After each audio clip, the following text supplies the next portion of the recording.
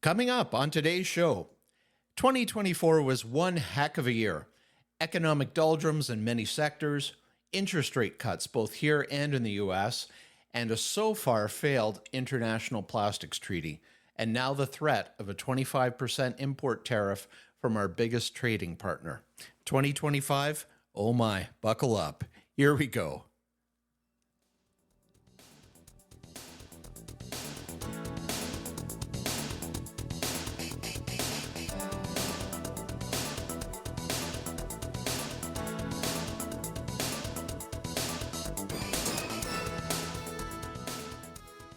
Welcome to the show. I'm your host, Kurt Stahle, that plastics guy. Happy New Year to all of you, and thanks for joining me today. I sincerely hope you had a wonderful holiday, regardless of what you may celebrate. If this is your first time here, this is where I share my almost 4 decades of plastics industry experience with you, and I'll be educating, sharing stories, showcasing innovative products, and always discussing the topics and trends that affect our industry. Today's podcast is sponsored by Exista Corporation, manufacturers of a fantastic line of mold release and processing improvement additives called Siloplast. And those products are sold across Canada by my company, Simcoe Plastics Limited, where we truly have a passion for polymers. You can visit us, as always, at simcoeplastics.com or contact us at info@simcoeplastics.com.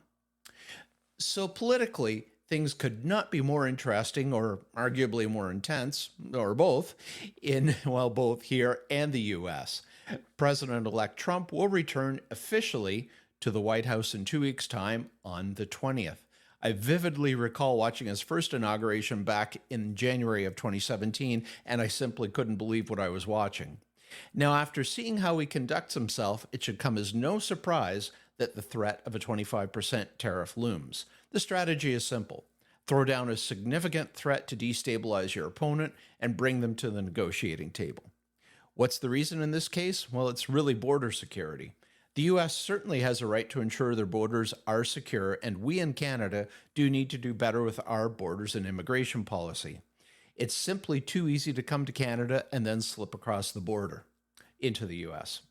We do not in North America have a system that is similar to the EU with a common border around the continent and easy passage between the countries within.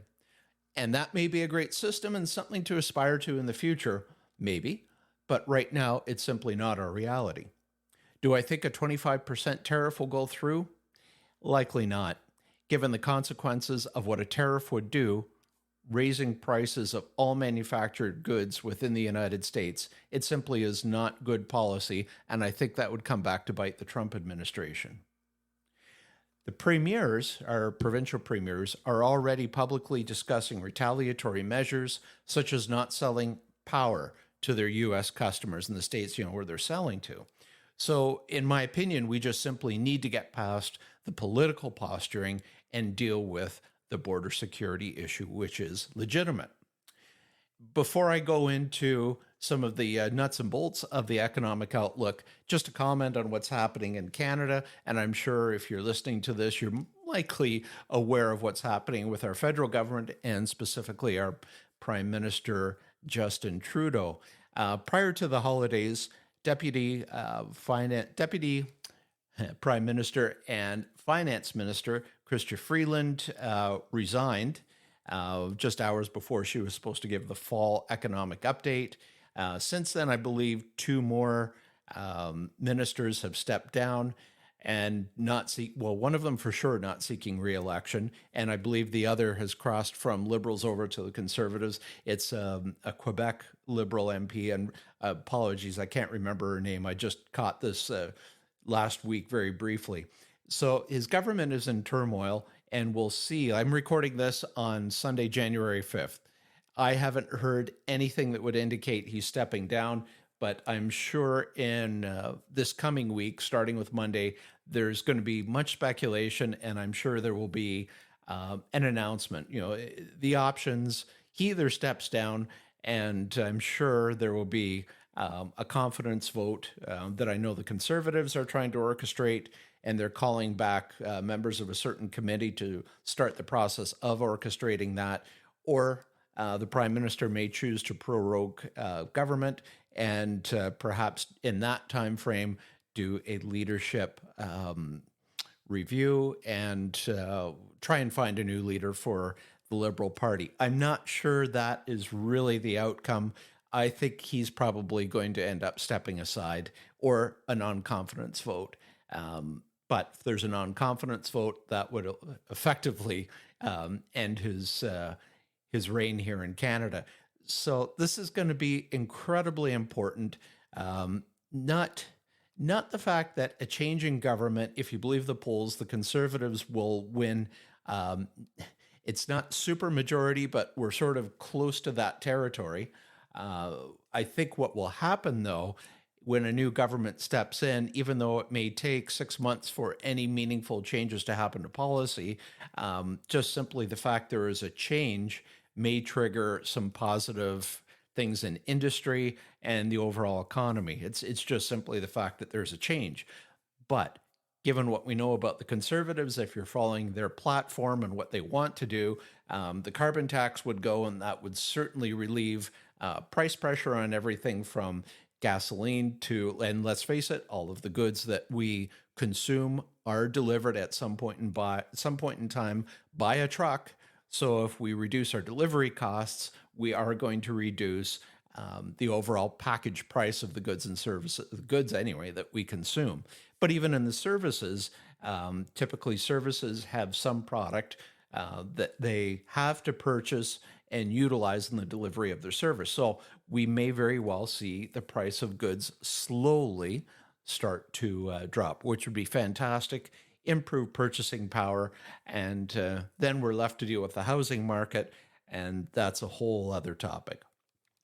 So moving on to the economic outlook, I am relaying information from BDC, the Business Development Bank of Canada, and basically I'm giving you their economic forecast because I can't do it any better than they can.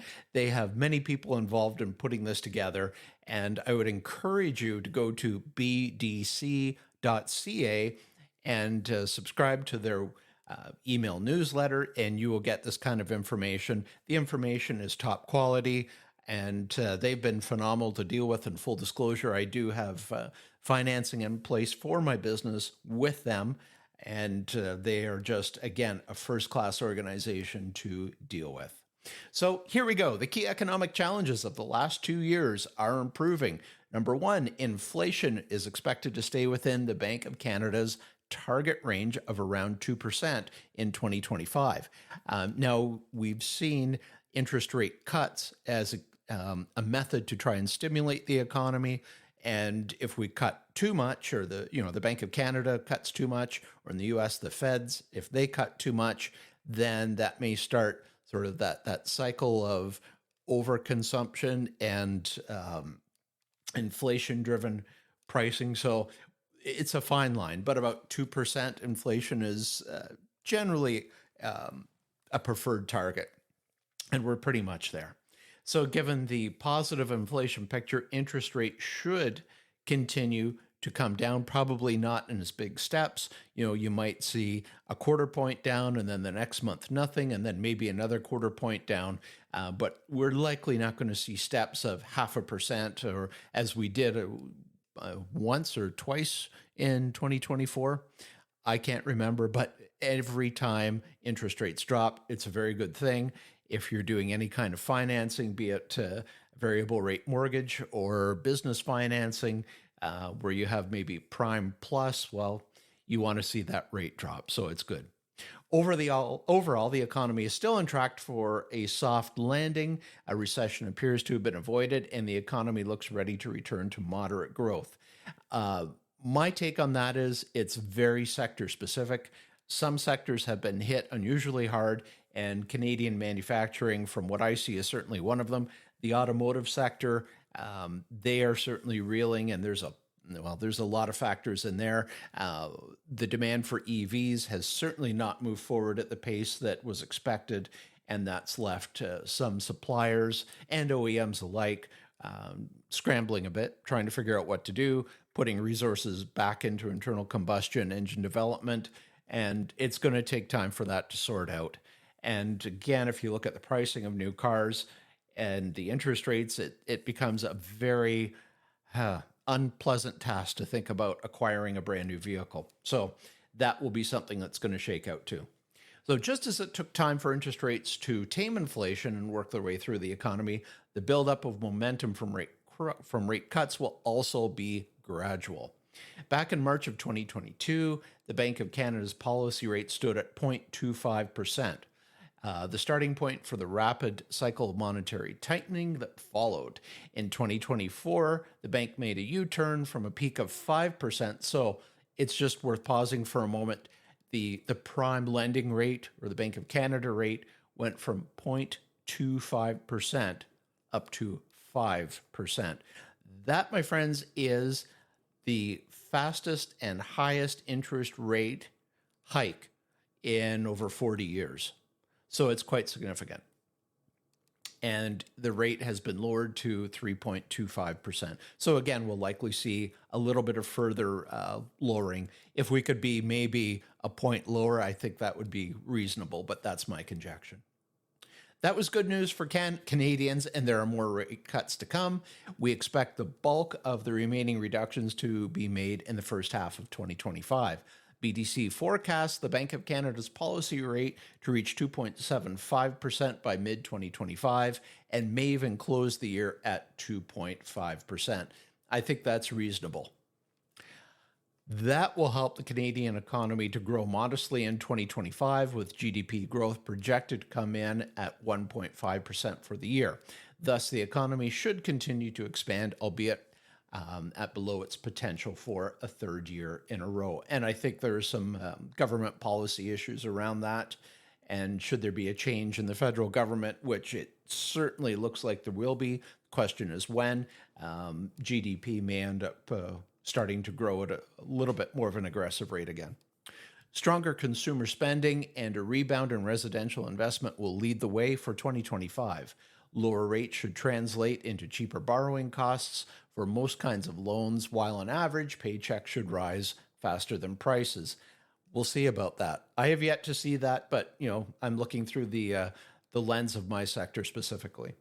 While many consumers still say they plan to reduce their spending in response to elevated interest rates and or the expectation of high inflation, the trend is positive. The unemployment rate ticked higher through 2024 and private employment gains stalled at the end of the year. With a high level of uncertainty in the economy, again, I think based on the federal government situation, businesses are more likely to maintain their current workforce rather than increase it substantially. On the other hand, there's always another hand. A slowdown in immigration, coupled with the ongoing retirement of baby boomers, should give employment a boost next year, providing more support for GDP growth and consumption. Even with lower interest rates, however, and inflation back to target, households continue to struggle with heavy debt burdens. And I think that really comes down to adjustments in mortgage payments. Interest-only payments now account for almost 2/3 of all debt reimbursements. Therefore, the impact of elevated interest rates will continue to restrain household budget spending, even when rates have come back to a neutral level between 3.25% and 2.25%. So we need to deleverage. That's basically what's being said there. And the fact we haven't is impacting what we can spend, our discretionary spending. On the inflation front, a return to a target doesn't mean prices will come down. It just means increases have moderated to a more substantial pace. We see little risk that inflation will take off again. However, the housing market is one potential source of inflation. As rates fall, home buying tends to pick up quickly. A recovery in certain cities is already building steam, and this could keep shelter inflation high. Inflation in rented accommodation stood at 7.1% in October, and owned accommodation at 5%. Those are pretty significant numbers. Reduced immigration targets are another factor that could undermine growth in 2025. The government has announced a drop in the number of new permanent residents and temporary residents over the next 2 years. We simply don't have the infrastructure to support what was being targeted in policy. So I think this is a good move. This will translate into a population decrease of 0.2% in 2025 and again in 2026. As a result, we estimate the population aged 15 to 64 is set to fall by more than 450,000 between the end of 2024 and the end of 2026. By contrast, the international immigration and net non-permanent residents from this age group grew by over 1 million in 2024, and that's roughly the entire population of Nova Scotia. It really puts it into perspective.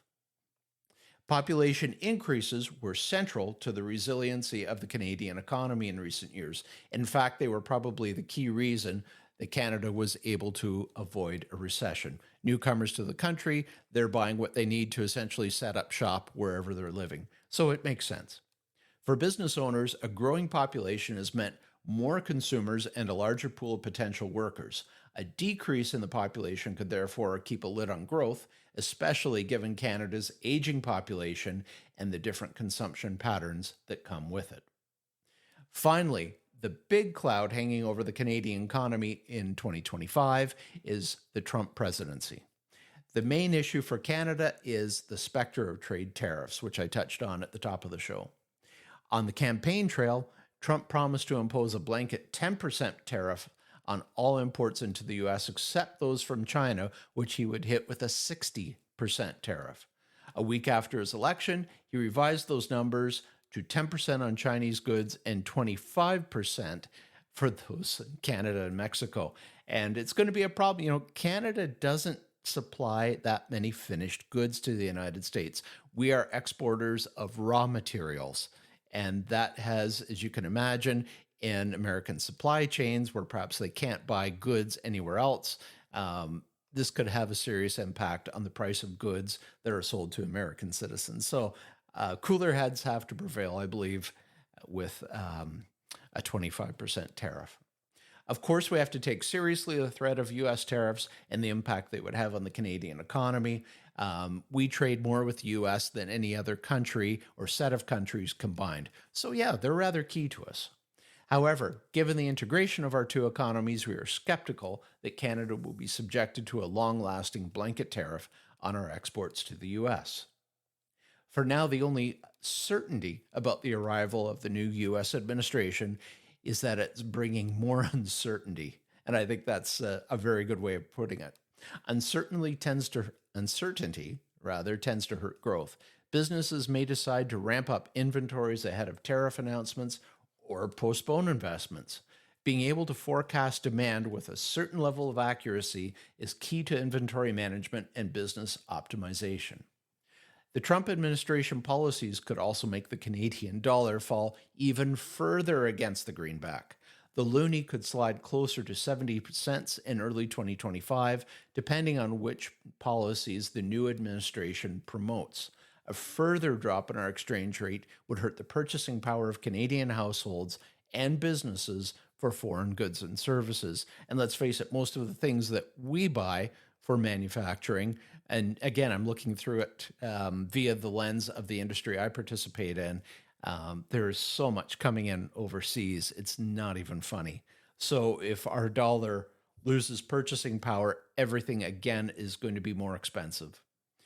A strong U.S. dollar would also take a toll on the Canadian exports to elsewhere in the world by hurting demand for commodities and other goods traded on international markets in U.S. dollars. And I can speak from personal experience. Any good that I'm buying that's coming into Canada, it's U.S. dollars. So, Global Plastics Treaty. Interested to know the top global plastic polluters? Well, from, what is the website? Cleanhub.com. The list.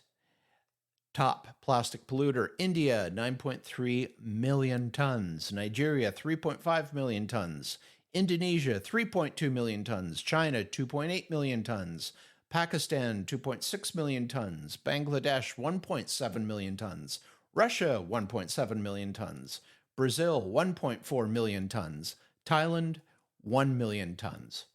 The fifth and final session of Intergovernment Negotiating Committee Inc-5 in the Global Plastics Treaty took place in Busan, Republic of Korea, from November 25th to December 1st, 2024. However, the talks concluded without a formal decision, and a resumed meeting will be held at a later date. So the Global Plastics Treaty is a legally binding agreement that aims to end plastic pollution and protect human health and the environment. The treaty would be one of the most significant environmental decisions since the Paris Climate Accord and the Kunming-Montreal Global Biodiversity Framework. My apologies if I'm mispronouncing any of these, which could very well be the case. Here are some of the components from the Inc. 5 negotiations. Compromises. Countries compromise to exclude upstream measures, which could make it difficult to include key measures to reduce pollution and extraction. Industry representation. The Inc. 4 session had a large presence of representatives from the fossil fuel, plastic, and petrochemical industries. Indigenous participation. Indigenous and frontline groups were denied full and equitable participation in the Inc. 4 session. Some things to consider in a global plastics treaty include ensuring measures are transparent, publicized, and accessible, providing opportunities for stakeholders to provide input and feedback, ensuring measures are proportional in scope and impact, ensuring measures are supported by scientific, technical, or technological justification, and avoiding discrimination against goods produced by trading partners. I think it's also very key to keep in mind that, and this may sound controversial, but it's really not, we have to look at plastics in the context of anything that we consume will have a cost, be it environmentally or by pretty much any measure you wish. And in 90% of the life cycle studies done, plastics come out on top. They are simply the cheapest, lowest carbon footprint raw material that we have at our disposal. We have to treat them with respect, absolutely, but these are a tailor-made set of commodities designed to serve us.